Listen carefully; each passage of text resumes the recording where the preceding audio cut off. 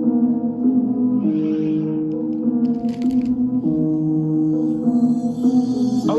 stands for Original Farm Boys. The farm is a reference to the notorious I ain't even gonna lie. I don't even think I had seen in any other videos I reacted to what OFB stood for, but now I know. So, okay, that's crazy though. I ain't even gonna lie. Original Farm Boys, I wasn't expecting that. But anyways, let's continue on. Broadwater Farm Estate, which is based in the N17 postal code. In the 80s, this was one of London's most dangerous estates. And for decades now, gangs have been a well-documented part of life on this estate. This includes the Tottenham Mandem, an infamous crew of Tottenham-based Gs who were being extensively investigated by London's Met Police for decades. Specifically, Operation Trident, the Met Police's specialised unit aiming to tackle gun crime in the black community. But some people might argue that while trying to tackle gun crime in the community, the Met Police maybe committed a few gun crimes of their own. As Tottenham resident and alleged member of the Tottenham Mandem, Mark Duggan, was named by this unit as one of Europe's most dangerous criminals, a few years after the police shot dead an unarmed Mark Duggan in 2011 after receiving intelligence that he was in possession of a weapon. The funeral of a black man shot by the police might imply many things.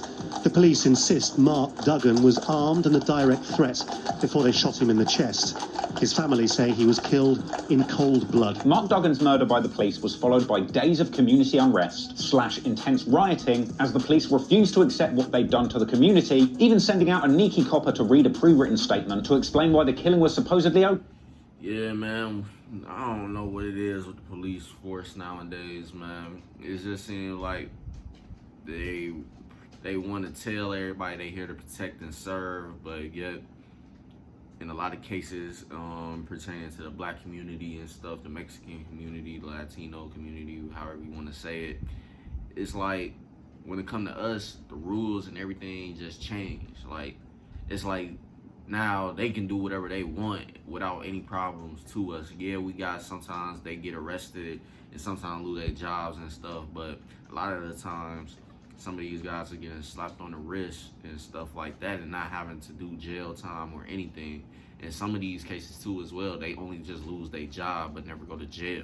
So it's crazy, man. It seems like they always change the rules when it comes to our communities and stuff like that. But to everybody else that is not a part of these communities, they make sure the rules are the same as they tell everybody and stuff, and that's it. But it's just a sad thing, man.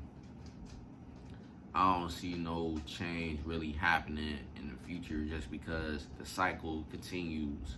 The cycle been the same ever since the 1940s, so on and so forth, probably even earlier than that.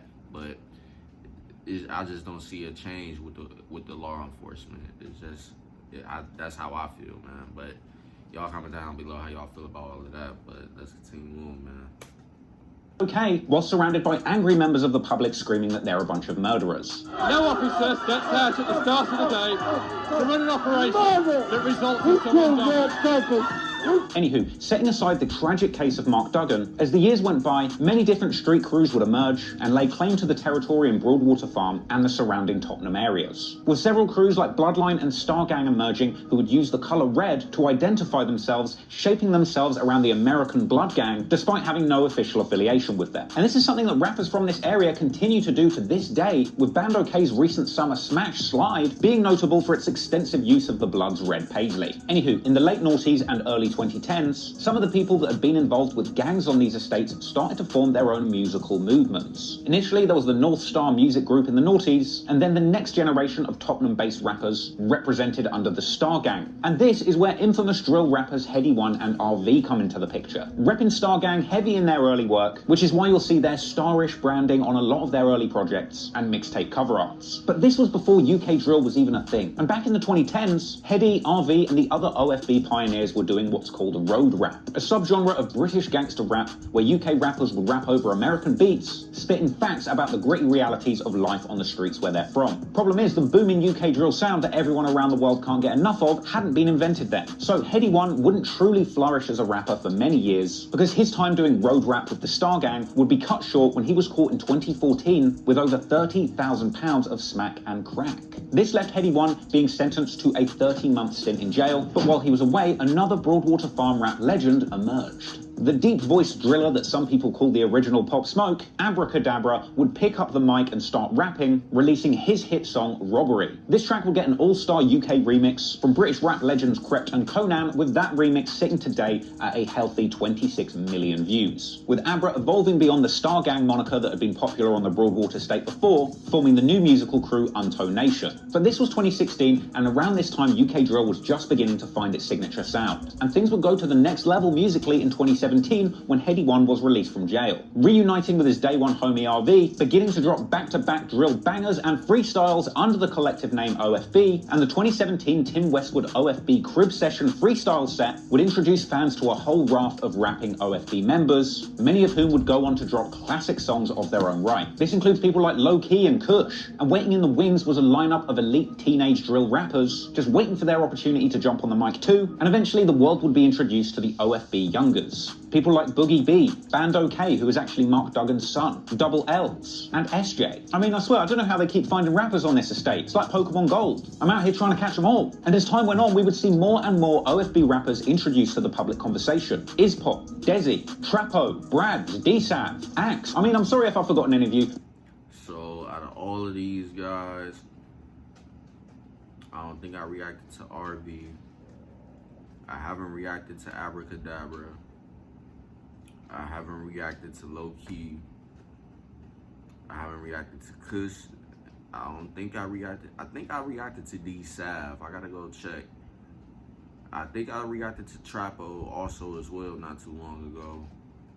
And Boogie B, I don't think I reacted. No, I never reacted to Boogie B at all. But other than that, if you got some music you see from these guys here right now, comment them down below and I'll go ahead and check them out and react to them for y'all. But other than that, let's continue on.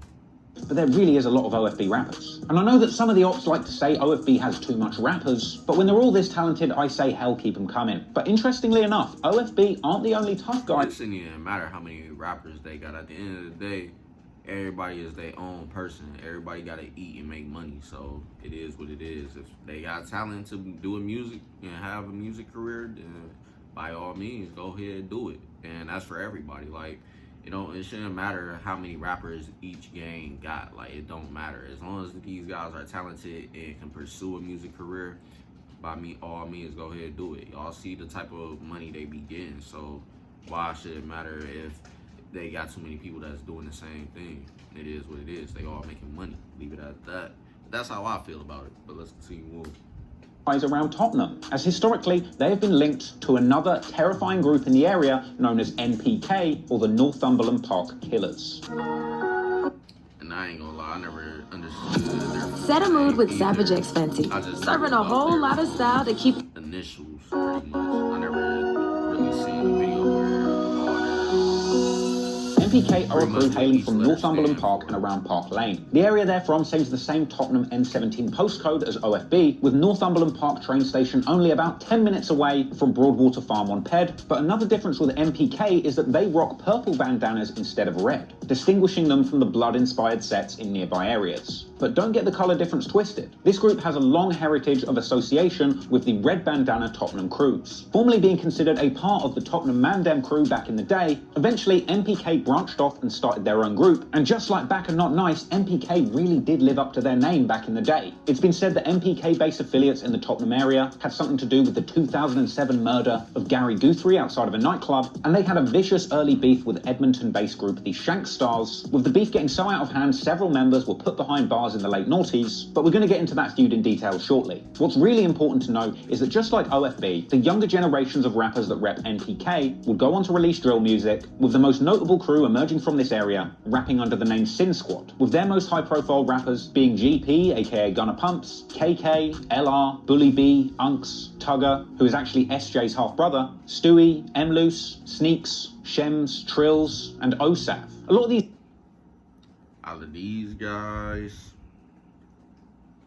I don't think I reacted to any of them the whole time. I gotta check my video catalog to be for sure, but same with them. If y'all see some guys on here that got music and stuff and y'all want me to react to them, comment them down below and I'll go ahead and do the same and react to them for y'all. But other than that, let's continue on.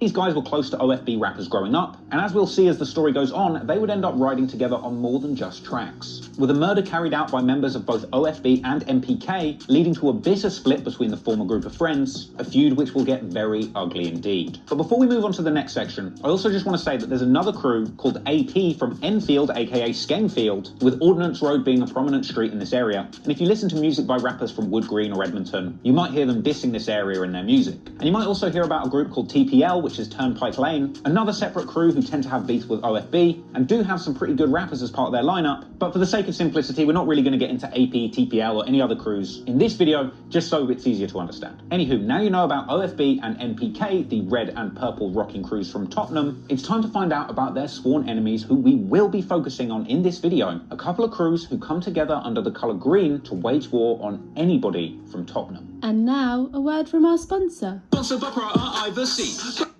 Not today, my boy. Not today.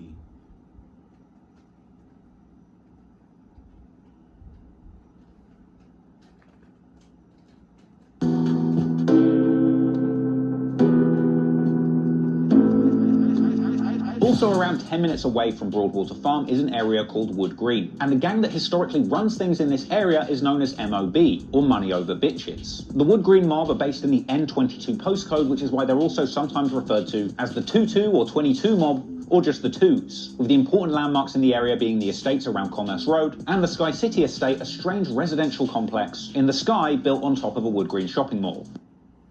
Right now we have 16 minutes, so I'll probably go to like 20 minutes and end it for the first part. But other than that, after today's part 1, we won't have too much to react to. But other than that, let's continue on.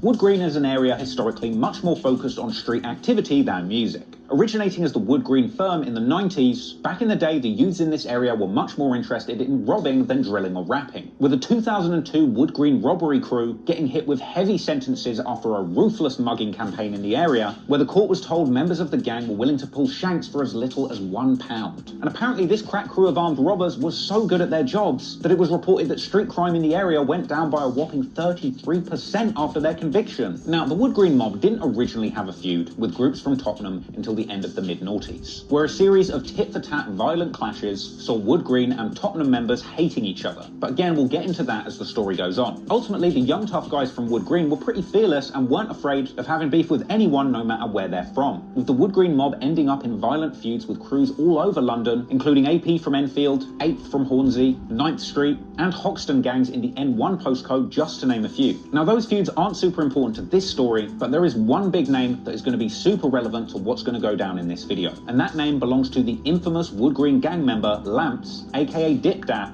aka Dipper Dan, a supposedly feared member that put in a lot of work on the streets for the gang. Story goes, LMERico was a Woodgreen bully with ops in Tottenham and far beyond, apparently living in fear of him pulling up on their block. And hell, if this footage is anything to go by, it looked like he had the police quaking in their boots too. Shut up, bro. Shut up, bro. Shut up.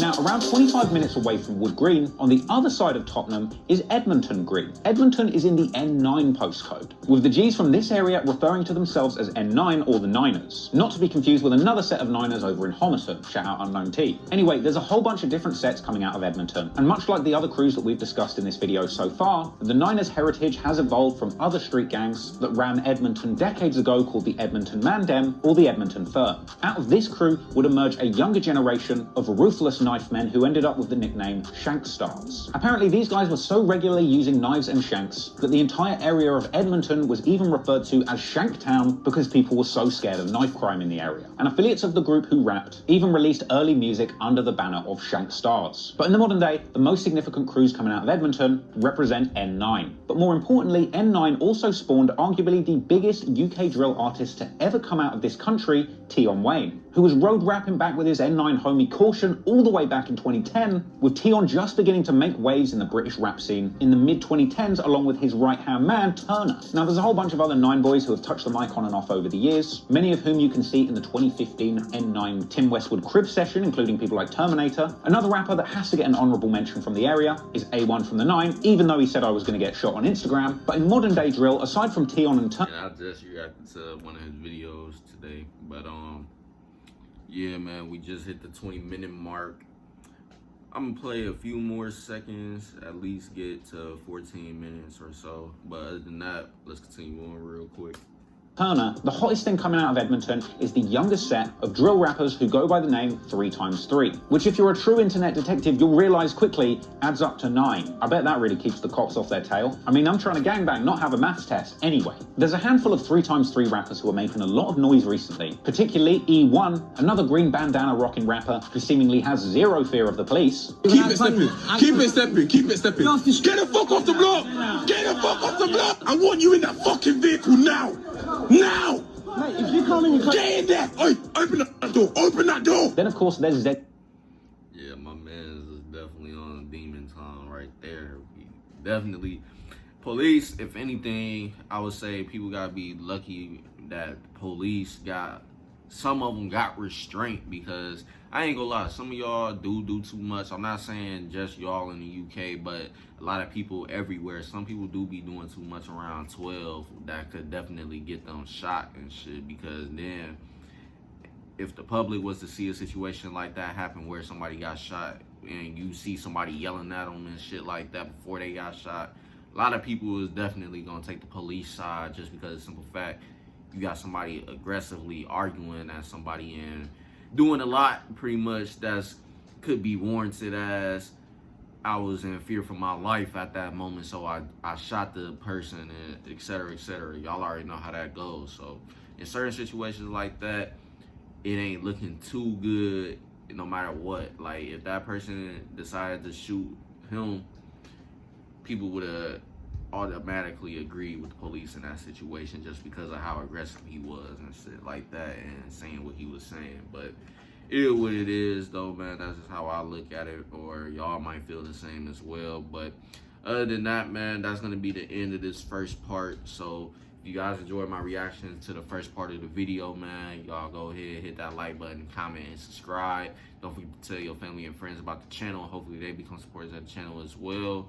And make sure you guys turn on post notifications so you guys don't miss out on new uploads. And be sure you don't miss out on new uploads.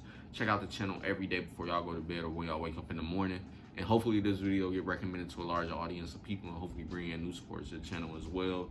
And don't forget to follow my IG at LMER to help me get to 500 followers. With that being said, man, that's officially the end of this video. And I'm gonna catch y'all later on with more videos, so stay tuned.